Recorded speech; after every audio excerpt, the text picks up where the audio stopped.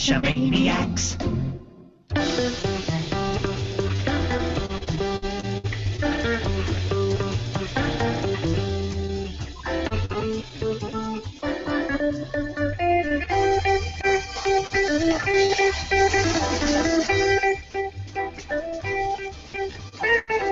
GeoGearHeads.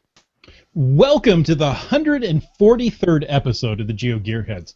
Tonight we have a continuation of a discussion we started back with the bear on GeoGearHeads 131, I believe. By the way, I'm the bad cop. I'm Daryl W4. And rumor has it, I'm DeBear. We have some feedback from JR and Juju, who emailed us about last week's show on Evernote. And, you know, guys, I'm hearing a lot of talk lately about that Evernote show, so I think people are kind of into that. In any case, GSAC has a macro that exports cache data into a file that can be uploaded to Evernote. I haven't tried it, but I will. Now, that's the script, the macro that XPunkX wrote, and he was on the first Evernote show to talk with us about that and Evernote, so you can go back and find more about it there. So JR and Juju continues. I use the note part on the cache page to copy this to the GSAC note. I think there is a macro to make your GSAC note the first log. It would be great if the web page note would be in the GPX file. It's not. I checked. Yeah, and I did confirm that earlier because I was hoping same thing, that you could actually get that note stuff off the website into your GPX file. He does have a little bit more that he mentions here, but guys, how sucky is it that they gave you that note field and no way to get it into your GPSR? That's horrible. It's when I have notes like that and I'm going out in the field, I normally email myself the notes so they're in my inbox just so I have them. I don't use Evernote. Just haven't tried it yet. But yeah, the fact that they're not there on your device is really kind of annoying. Yeah, and that's one of the main reasons I don't use it, is because it doesn't work with the GPSs. You know, the nice thing is it does work with most of the smartphone apps now, but it doesn't sync on a lot of those apps. You know, it has to do a live query to get that data. In most of the apps, there are a couple of them that do store it. I think Geosphere does store it, and I think CGeo stores it. I'm pretty sure CacheSense does. But even the official geocaching app, I don't think caches that to the device. It's like, you gave us this nice little notes tool, guys. It's limited on number of characters, and which I understand. I don't have a problem with that. Well, I understand that too, but it's not enough that you can actually solve a lot of the puzzles in there and keep as much data as you necessarily want. But boy, it's you know, it'd just be nice to have so much more out of that. You know, I want it to sync to the GPS. That's my big thing. Meanwhile, Dane Morgan is in the live Q&A, and he says, Evernote rules. Because, you know, on an Evernote note, there is no character limit. You know, I'm not sure that that's necessarily true. I've never hit it. I want to say it doesn't actually have a character limit, but I think there might be a 2 gigabyte per note limit, and that could be old. That's a lot of text. That's an awful lot of text, but yeah, I think it's per note, and I think that includes like the photos and stuff that are in there. Right. But that's like a file limit, I think. A new smartphone with a big camera sensor, that could create an issue, you know, with 3, 4, 5 photos even. You could hit a 2 gig limit pretty quick. But getting back to the feedback from JR and Juju, but as usual, your shows get me thinking, and I got to spend more time with Evernote. I use it now for shopping lists, IP addresses, and the ever-important cache idea. Oh, you mean you could use it for other things besides cache? Yeah. There are other things besides caching? Huh. Well, and that's Evernote. Oh, that shopping is my excuse to go caching. Yeah, honey, there you go. Well, so many other people that I know got into Evernote in the early days of smartphones and tablets just to use it as essentially the offline reader. You know, use a web clipper, grab the articles you want to read, take them out, and you can make your notes and everything right in there if you wanted to. So it was a great, easy way to do that. And then they kind of ballooned into so much more from there. Well, yeah, that's true. I mean, when you make an open tool, you can use it for just about anything. Yeah. Now, with that being said, let's move on to the topic of travelers and our question that we asked just last week. I'm sure the GeoGearHeads are familiar with you by now, DeBear, but let's refresh their memories and tell them where they can find you. I want addresses, GPS coordinates, so they can come and find you. All right. Well, I'm here, so just pop on by. Okay. I'm in the basement, so just knock on and down on the left. But if you want to get me online, my geocaching name is DeBear, DeBaere, and the main way to get a hold of me is on my blog, which is called Only Googlebot Reads This Blog, and it's at debear.blogspot.com. Cool. Now, we asked the GeoGearHeads whether they move travelers between geocaches or not. And, for that, we were just looking to see whether they actually picked up and dropped them in caches. Not at events handing them to fellow cachers, or, just moving them between cachers. We had 30 people answer, which, if I'm not mistaken, is a record, right? Yeah, it is a record, yes. And only one of those, so 29 out of 30, I don't know odds, but that's a pretty good odd, only one of them didn't move trackables between caches. And actually, I tend not to either anymore, but that's me. Yeah, well, that was my thing when I asked that question. Getting a feel for how many people actually move them between caches, because so many people I've run into at events lately have been telling me, yeah, I stopped moving trackables between caches anymore. If I find one in a cache, I'll try to grab it and then take it to an event to pass it off to someone because they keep going missing. Yeah, I tend to kind of do a quick, is the TB valuable?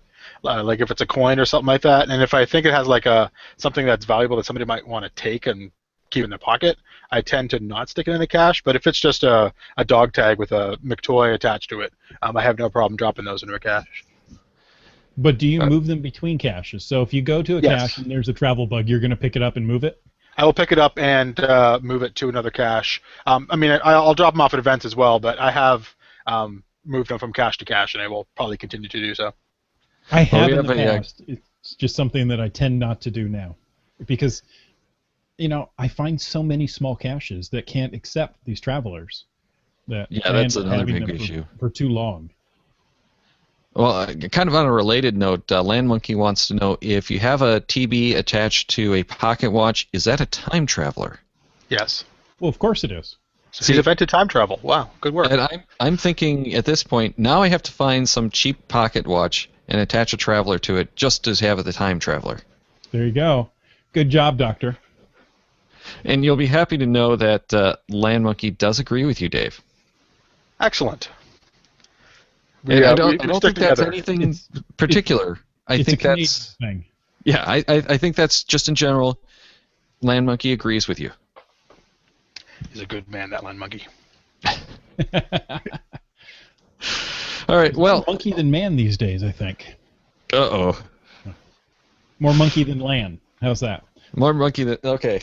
That's probably a good thing to be, actually, especially with all these new exploits that keep coming up. Oh, boy. All right, so Dave, why don't you tell us who actually was drawn as the winner from those 30 entries? Certainly. The lucky winner this week is Wet Coaster. So congratulations, Wet Coaster. And congrats, Wet Coaster, who's actually watching us live and says that the shopping lists in Evernote are for the new caches to find. So that's why you're shopping. Yes, of course. But we've already been in touch with him, and he's gotten his prizes picked out from the coinsandpins.com pool, and they're already packed up, sitting in my car ready to go to the post office. Thanks to coinsandpins.com for donating those prizes, and to all of you for those answers. We have another question about your geocaching at the end of the show, and this time you're entering to win a year premium membership to project-gc.com. Nice. A year premium membership. That's nothing to shake a stick at. That's 365 days. It is. All right. Well, let's start off our discussion with some voicemail from some of the voicemail from Jersey Eric, because he's got the three-parter coming up, including a question for everyone else. Hi, GeoGearHeads. This is Jersey Eric. I just enjoyed listening to your episode 131, Travelers 1. I have a few comments and questions which you may want to use on the next Travelers 2 episode, or perhaps your upcoming randomized episode. There was a lot of discussion on episode 131 of releasing proxy trackables in caches, especially for geocoins. I don't understand why people do that, because I think I'm like the majority of trackable participants who, if I'm going to keep a trackable, in particular a geocoin that I've purchased or received as a gift, I would usually want to have that, bring that to events to have people discover it. However, if you do that and you release the proxy in a cache to track its movement, that seems very confusing to me.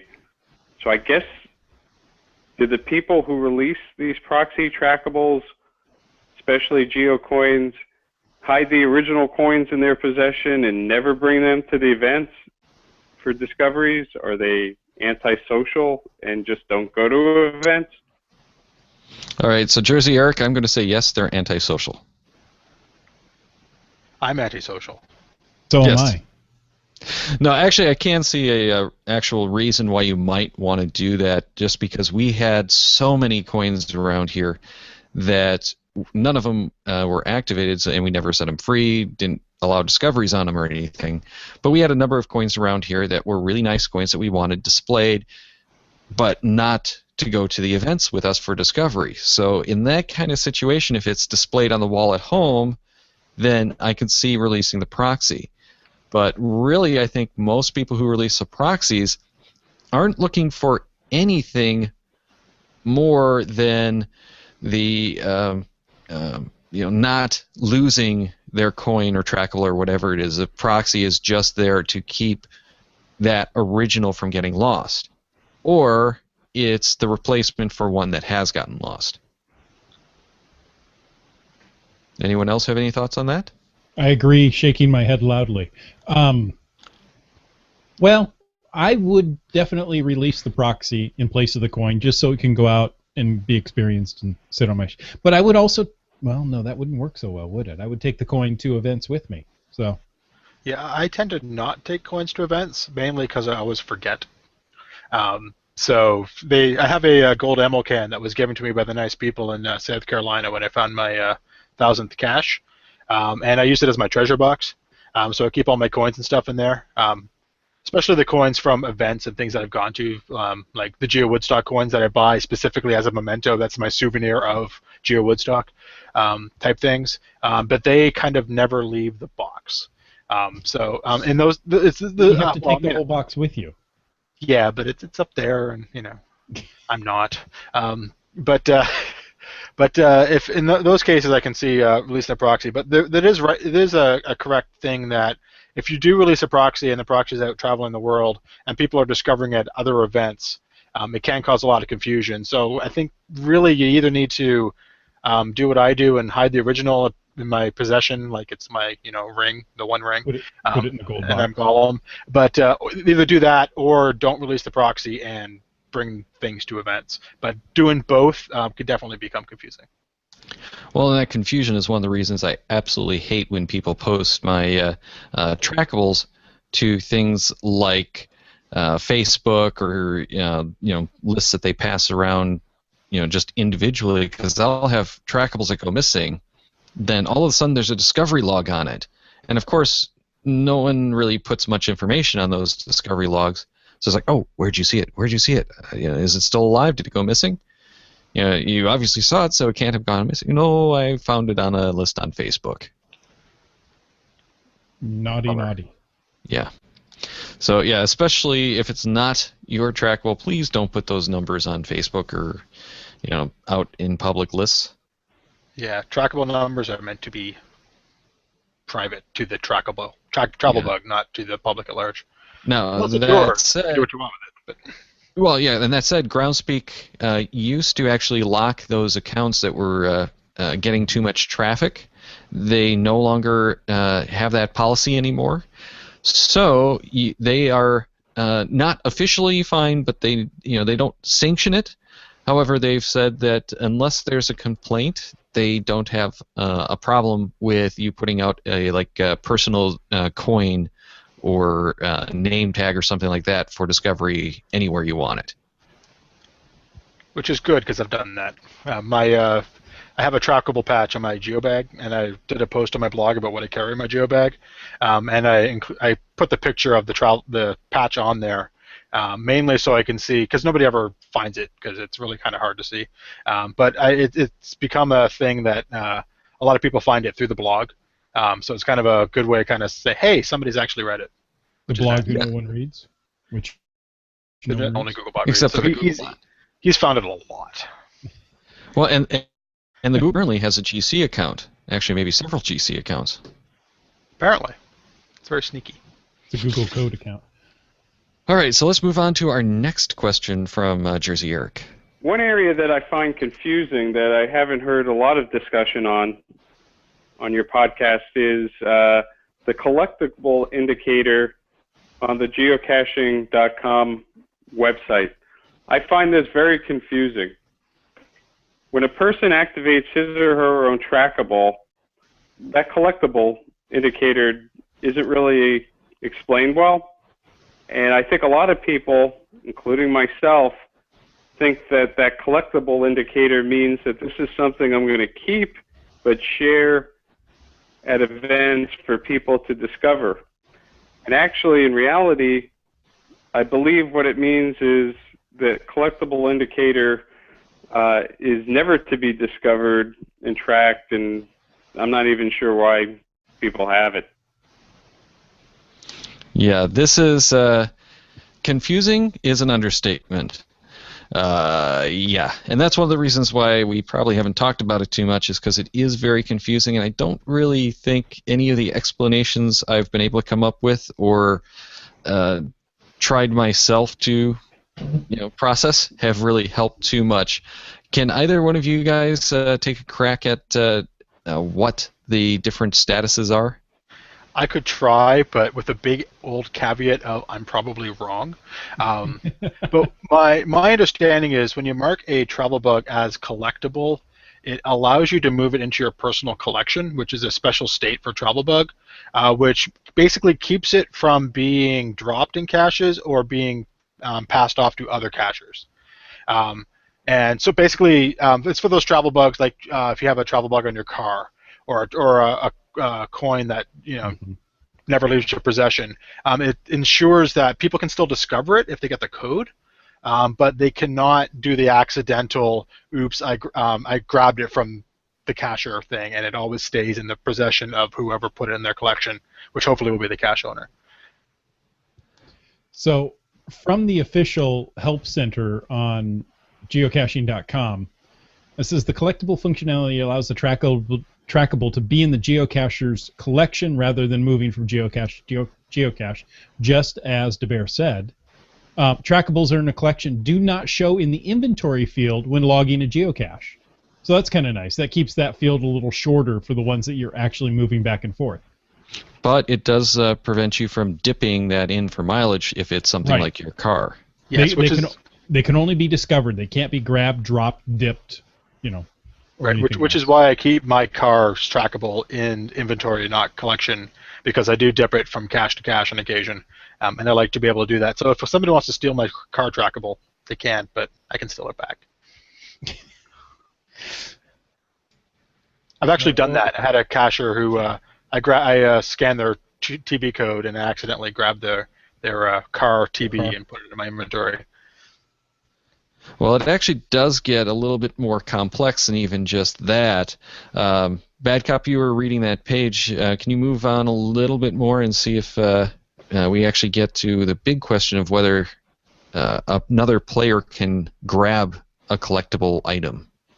No, they can only be discovered. They cannot be grabbed, dropped, or dipped. Well, there's a status type. You can allow another geocacher to collect a trackable that you own. Right, and that's one of the things that really makes this confusing. Because so you there is a mode in this status where it can be collected by another player, meaning you're basically putting coins or travel bug out into the world that they're allowed to then keep. Right. You can move the trackable to your collection, or to move it. First, you have to visit the trackable listing. Then on the edit page, make the item collectible. There's the checkbox on the edit page. Then you can move it into the collection as long as it's available on the trackable listing page. To move it to somebody else's inventory, you have to visit your trackable collection and then select Move to Inventory. So there's ways around it, but it's one of those things that I've got a bunch of coins that I don't want people to grab, that I only take to events, and I've marked them collectible. They can discover them, and that's it. Yeah, and that's exactly why they created that, I'm sure. But the implementation is very confusing.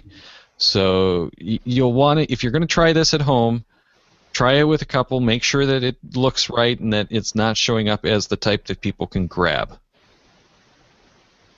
Yeah, I think a good rule of thumb is if it's a travel you own that's still in your possession, making it collectible and sticking to collection is great. If it's something you want to move from cache to cache, do not make it collectible.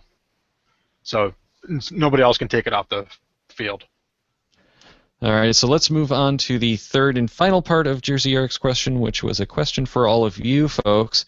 And before we move on to the responses we got, let's refresh you with that question. I'd love to hear from your other users what people feel are the etiquette or their own personal rules for logging visits of their own vehicle trackables.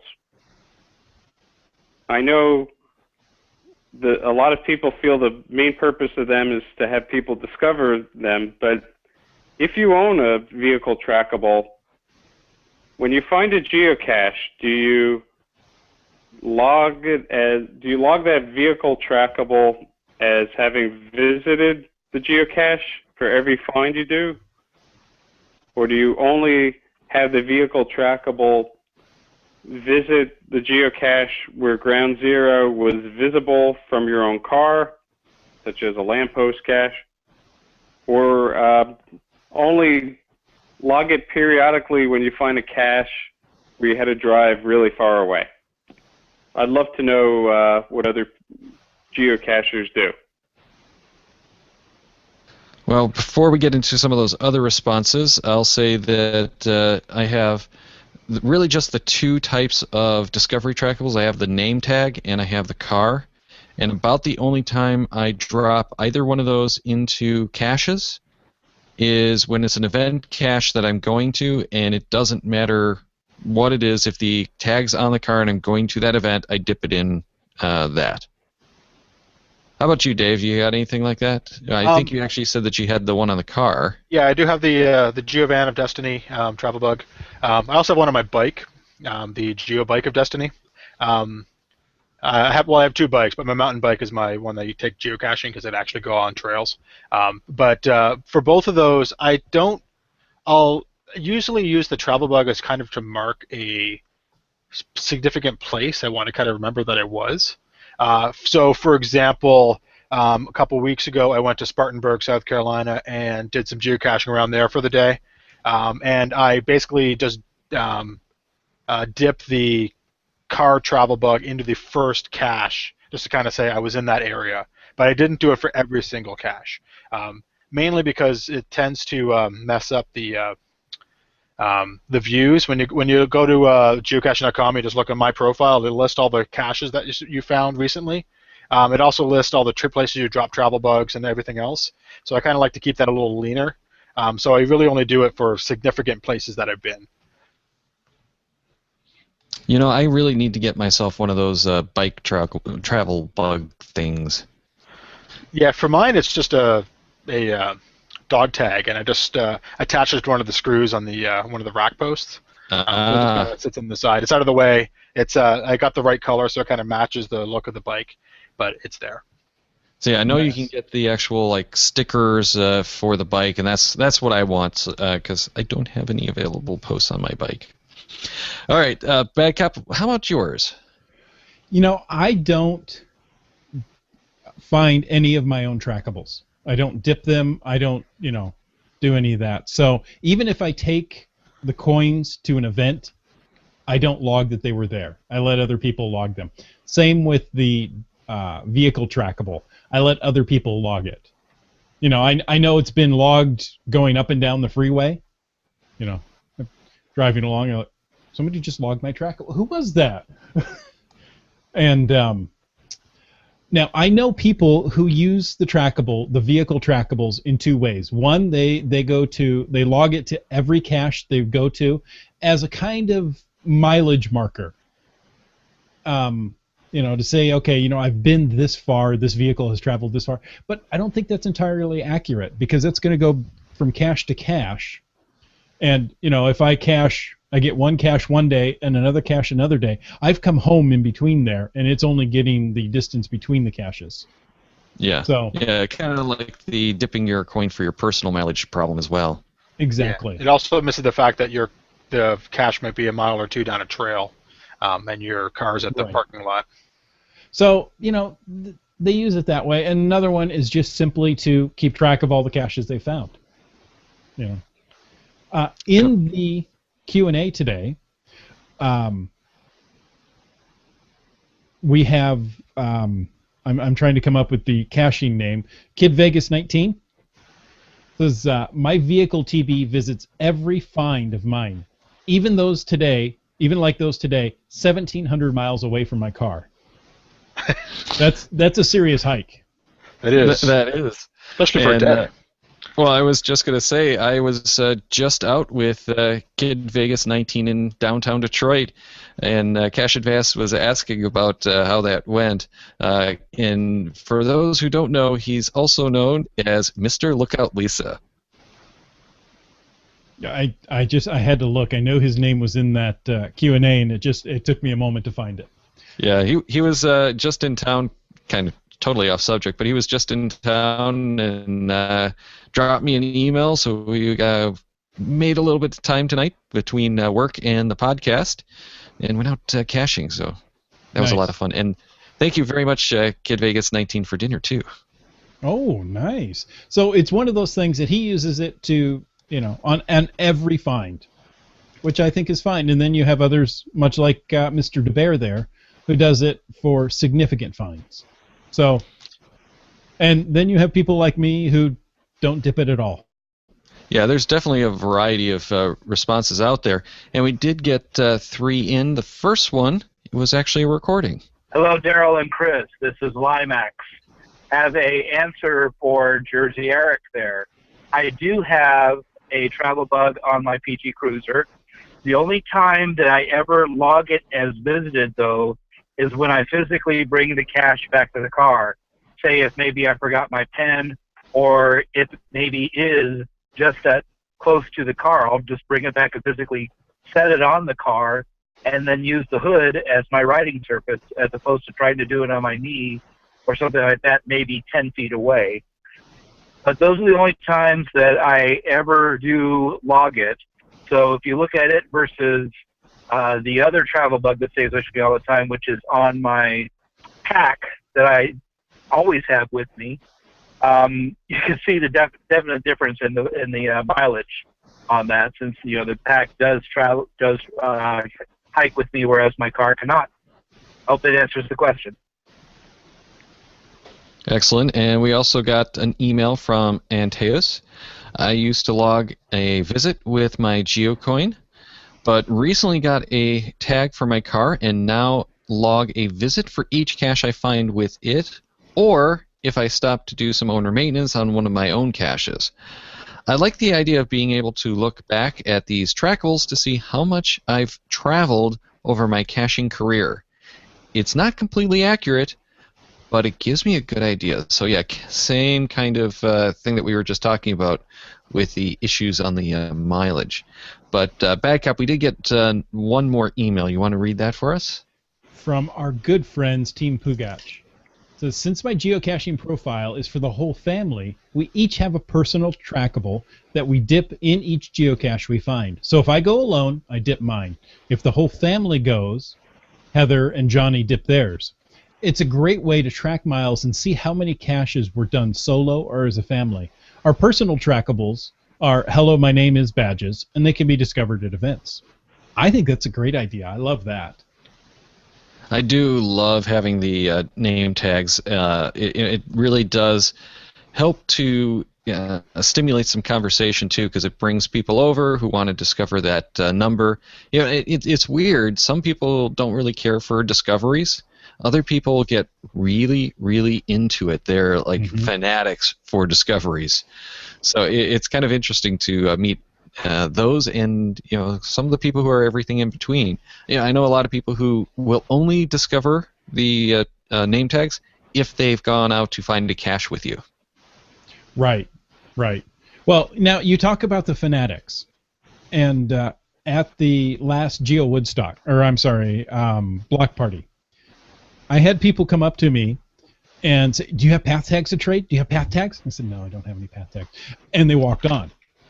There was also a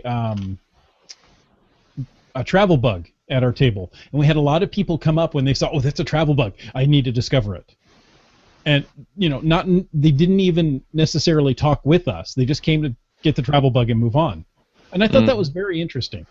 And of course, then there were the people who came and said, "Oh, travel bug, huh? Okay," and walked on and didn't care about that either. So it's very interesting. Geocaching is such a flexible game that each person tends to take their own little spin on it, and for some, the path tags or the travel bugs are almost more important than the actual caches. Yeah. All right. Well, let's move on to a question from the live Q&A, again from Land Monkey, who, on a more serious note, wonders how many people actually read the mission of travel bugs or geocoins versus just pick them up and swag or drop them. Swap and drop.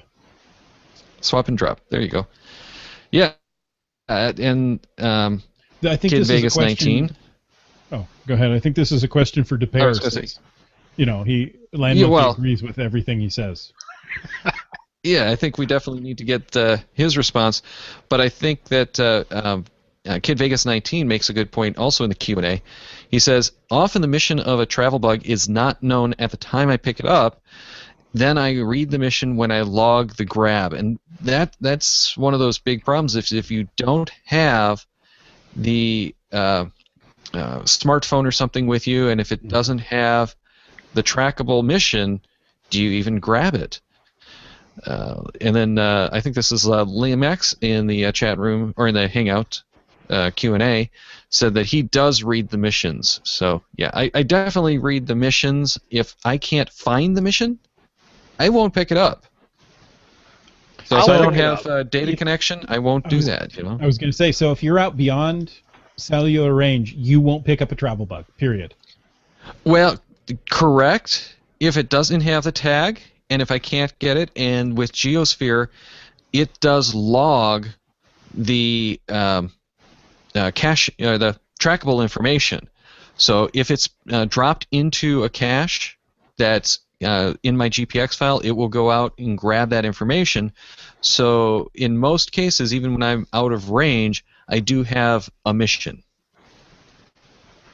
Okay. Well, for me, if it's the mission is attached to the travel bug, I'll definitely read it. And I have actually not grabbed travel bugs because it was trying to go someplace where I wasn't, and I couldn't help it along. But if there's no mission, then I just kind of assume that, it's one of those just take me anywhere, or the cacher should have done their homework and put a mission on the travel bug, and I'll grab it if I feel like grabbing it. I don't always grab travel bugs, but if I feel like grabbing it, I'll grab it. And when I log it, I'll look at the mission and see if I can help it along. And if I can, I'll help it along. If I can't, I'll drop it off someplace where I think that it has a decent chance to be helped along. The bear. Yes. You sound like a meme. I don't always grab travel bugs, but when I do, I read the missions. Yes. Oh Thirsty, my. my friends. All Sorry right, about Chris, that. what's your thoughts on mission? Well, if there's a tag on the travel bug describing the mission, I will pick it up and read it. If it's just a travel bug leaving the cache, I'm not interested. I'm just going to leave it there. But if it's a mission, and I'm doing multiple caches that day, I might be persuaded to pick up a geocache or to pick up a trackable and move it on. If I know that, hey, you know what, this wants to be near a body of water, and by the end of the day I'm going to be over by this lake, yeah, I'll move it there. Well, White Coaster also is sounding like a meme here. He says, I rarely drop a ATV off in the same trip that I picked it up on, just to make sure I help out with the mission if possible. I'm the same way, but only because I usually log in the evening, so I never get around to claiming it. And I have actually moved travel bugs between caches on the day of, but the one time I did that, I forgot to grab the code, so I couldn't actually say I dropped it, so I kind of lost somebody's travel bug. But I mean, it's in a cache, but it's I wasn't able to record the that I moved it, aside from just sending the guy a note saying, by the way, I moved your travel bug, but I didn't have the code. So that's one reason why I tend to hold on to the travel bug until I actually log it, which is typically in the evenings. And I've gotten the habit now when I grab a travel bug, the first thing I do is grab a cell phone shot of the code. And one, because when I get to wherever I'm going that night, when I load up Google Plus, the automatic upload says, hey, you got new photos, and it's a travel bug code. And I say, oh yeah, I grab a travel bug. The other thing is, if I do happen to drop that travel bug somewhere else, I have a record of the code, which I don't tell anybody, but it's for my own personal notes. But that way, there's always a travel bug. I've also gotten the habit of when I drop the TB, I'll take a shot of the code again, just in case I forget, because it's happened more than once, and it kind of sucks. See, and for me, I just do all of that right in the official GeoCaching app. But again, like you kind of mentioned in the last show, if someone hasn't dropped it into that cache yet, then that opens up a whole new can of worms. Yeah, I also operate with I don't have data connection, even though most of the time I do. So I just kind of assume that I don't have data connection until I get back to Wi-Fi. So that's just my personal mental thing that I when I'm out in the field, I'm out in the field. Well, I thought that the official geocaching app would still allow you to do the logs on travelers without a data connection. You just can't confirm that you entered in the code right. Okay. And I know that I've done Geosphere in no data connection activities where I've done the logs that way. And again, you can't confirm that you've entered it in right because, well, you can't confirm against anything. Now, Limax in the Hangout on Air Q&A also said he has Trackable currently where the mission was written in Czechoslovakian. He just says Czech, but I think that's actually Czechoslovakian. Anyone know what the language is over there? Jeez. This is not good. No. Anyway. Thank you, Google Translate. Another good point, you might not be able to read those missions in some cases because it's not even in your native language. It's at some points a little bit tricky to do that kind of stuff in the field. So you may have to grab the traveler, bring it back, and see what the mission is intended to be. And I think that's actually fairly fair. When you send it a trackable on its way, you can't assume that people are going to be able to read the mission and deal with it exactly right then, simply because you may not have data in the field. I mean, when geocaching started, nobody had smartphones, so you'd always wait until you got back to your house to figure out what the missions were, if you didn't mark it. But yeah, Google Translate is a wonderful tool, and yes, thank you, smart Google engineers, for making that awesome. Next one that we're going to do is also from the live Q&A, and this is from Pete of the Amazons. What do you think of the trend for very large trackables that won't fit in caches? I saw one at the Giga in Munich that was an ironing board like the one that Dave has in the background. Yes. My office is also my wife's quilting room, so there's many quilting things in the background. I dislike large trackables. Well, if I'm at an event, say, hey, look, a large trackable, that's awesome, that's great. But if it's when somebody tries to pawn it off on somebody else. Bounced it on you? Yes, then that gets annoying. But if it's, I mean, I've seen some very large trackables. Dudley Grunt, he was a cashier, and I think he's been on the show a couple times. He has a large street sign. I think it's from Dudley, North Carolina, and he brings that to some of the mega events. And he has it's trackable. That type of thing is kind of cool to see. But if it's there, it's cool. But if it's released and to be sent into caches, it can be extremely annoying because there's not many large caches like that. Even large caches won't fit something like an ironing board. Yeah, definitely.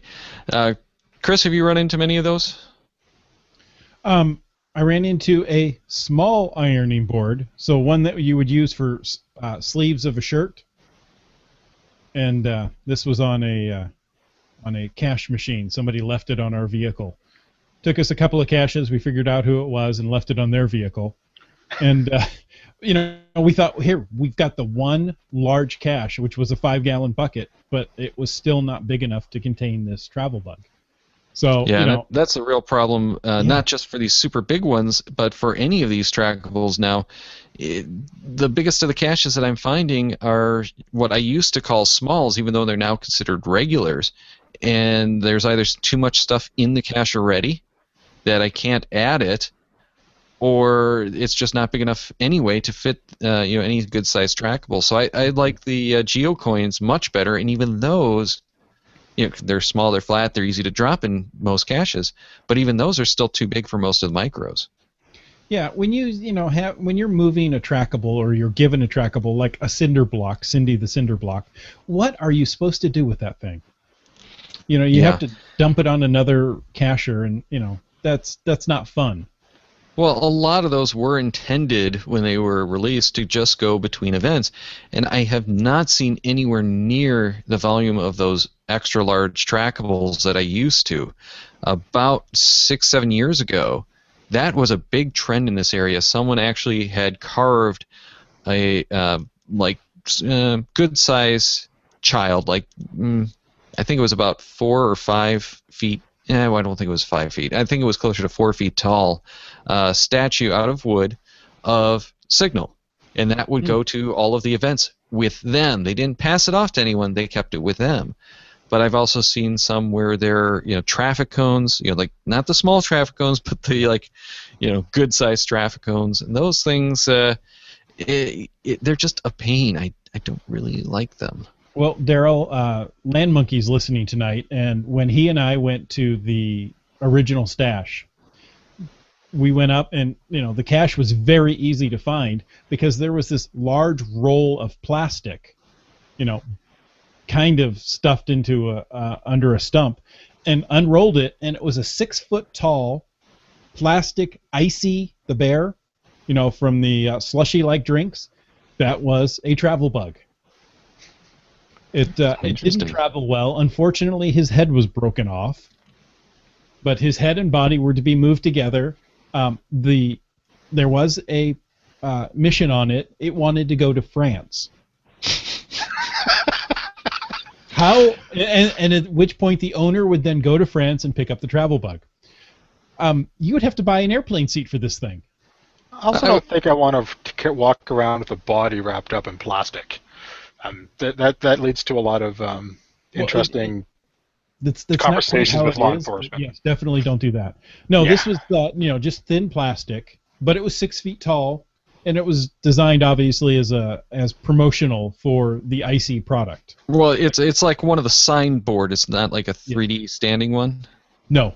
Yeah, because I seem to remember a photo of that one being curled up. So yes. You might be able to curl it up and ship it. You might, yeah. Yeah, via freight carrier, but that's not going to be cheap. No. Well, the idea was, to get it to France. Ooh. I'm thinking, why? I figured out you've got to find a cacher who's moving from whatever area to France, or at least to Europe, There so you that go. you get it over there as part of their, crate of furniture and stuff. Military. There, Oh, yeah, there you go. military. Just paradrop it somewhere in France. Or Shape in Belgium, and then just a half-hour drive from there to France. Hop, skip, and a jump. Yep. There you Well, go. Done. Cache Advance mentioned in the Q&A that they have a large number of trackables at the cave. Many of them are on permanent display. Oh, interesting. Yeah, which also kind of leads into the next comment, and I think our last one for this evening, which is about travel bug hotels. And they also have the Cave Inn, and they have a lot of trackables at that one that come through, and often look them up for cachers so that they're sure that they're able to help them out. So that helps with the missions. But Dave Morgan also wrote here that his most favorited and most frequently visited cache is a travel bug dude ranch, which people who have already logged actually visit it just to swap the travel bugs. I love the idea of a dude ranch. I That love makes that me too. That's great. And, we talked about the travel bug hotels in depth. Chris and I back on the specials when we were coming back from, or was it Geo going Woodstock. to? Yeah, but I can't remember which direction we were going when we talked about the travel bug hotels. And We were heading both forward of in us, the car. yeah, we were driving forward. And Dave, you had actually sent us a bunch of thoughts, that you had about the travel bug hotels. Did you want to maybe do us a quick summary of your thoughts? Sure. Well, I think that your content was about travel bug hotels and some of them becoming travel bug jails, with the requirements that cache owners put on travel bug hotels that if you don't have a travel bug to swap, you cannot take them out. And I responded that I think travel bug hotels are fantastic, and I actually look for them whenever I travel because they're usually well maintained. They're usually close to interstates. They're usually large, so they're kid-friendly, which is handy if somebody has kids. And of course, there's a place where you can drop TBs. I also prefer travel bug hotels that are locked in some way, so they're much more muggle-proof because they can't, just open it up and get at stuff. Typically, any geocache that has a lock on it is usually fairly safe and well maintained. I also made a comment in there about the dislike of travel bug hotels that have the requirements of you must drop off a TB to take a travel bug, because travel bugs, when they're released in caches, they have a purpose. The purpose may be a specific destination, or it just may be to travel from cache to cache, but by definition it has a purpose of it needs to go somewhere.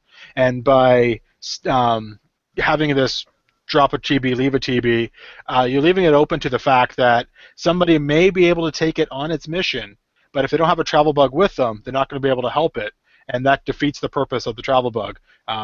So if anyone out there is listening and they see a travel bug hotel that has one of these draconian rules about dropping a TB and leaving a TB, and one of them are my travel bugs, please feel free to take it and move it on its mission, and the world will be a better place.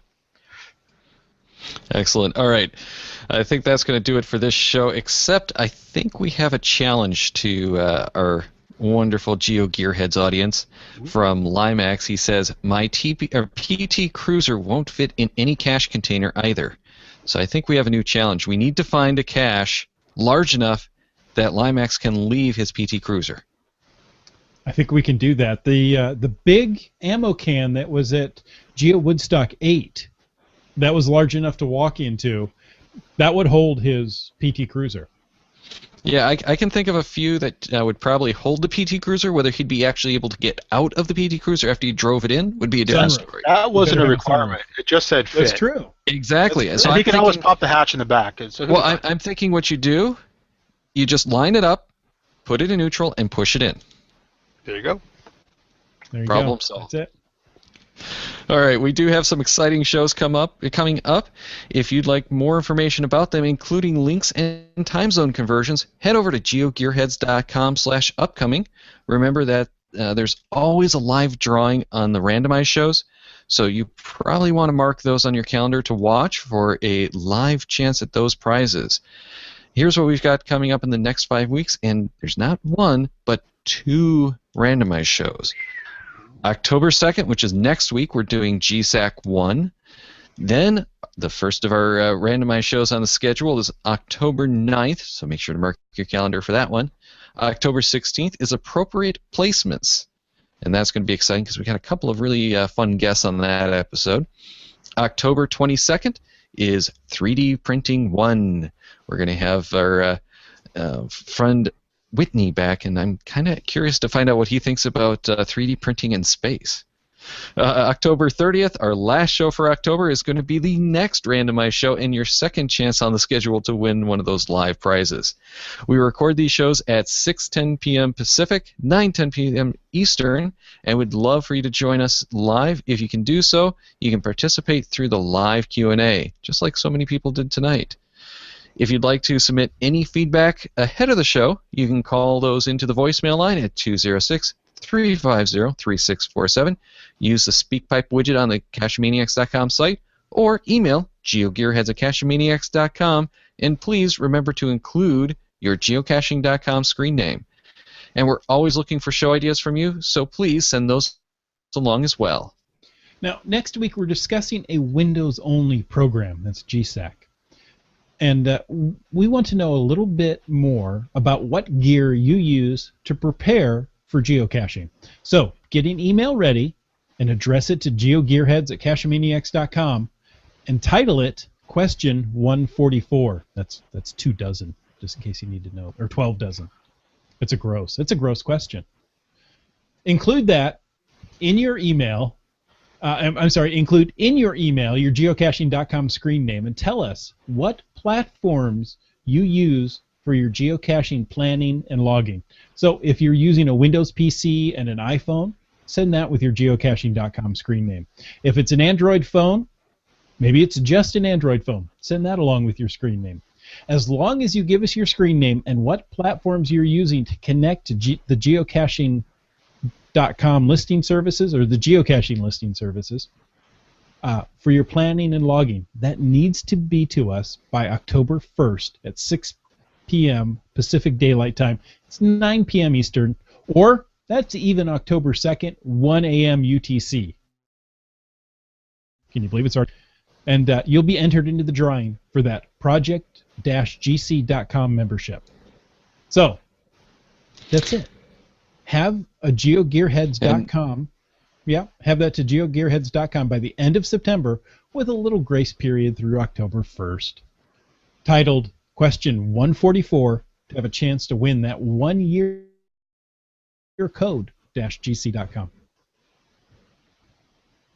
And none of this would be possible without the support from our patrons.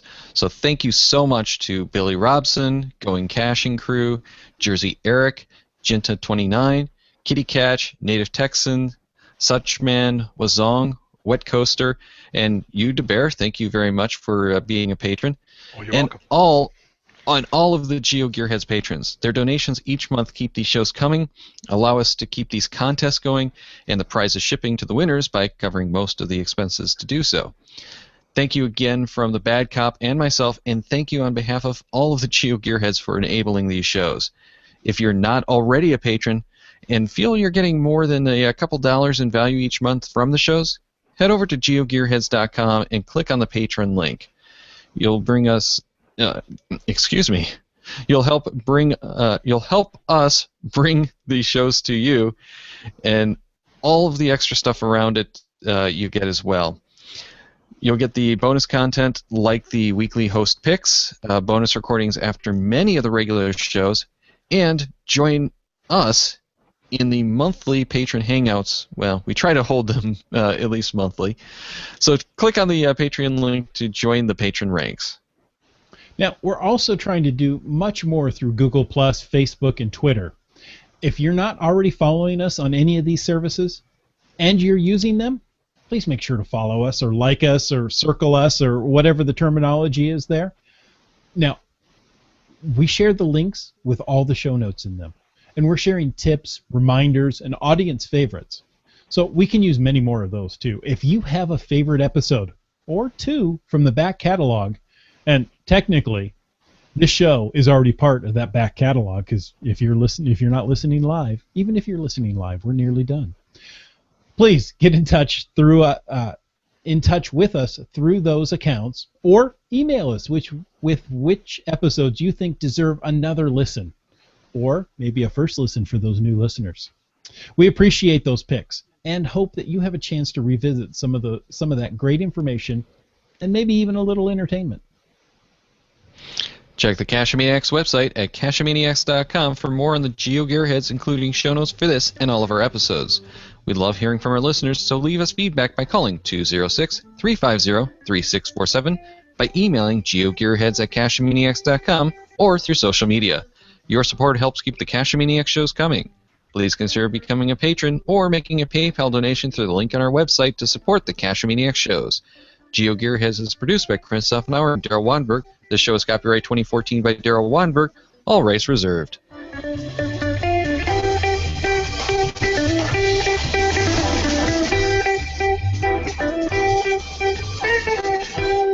Cash with Cachamaniacs.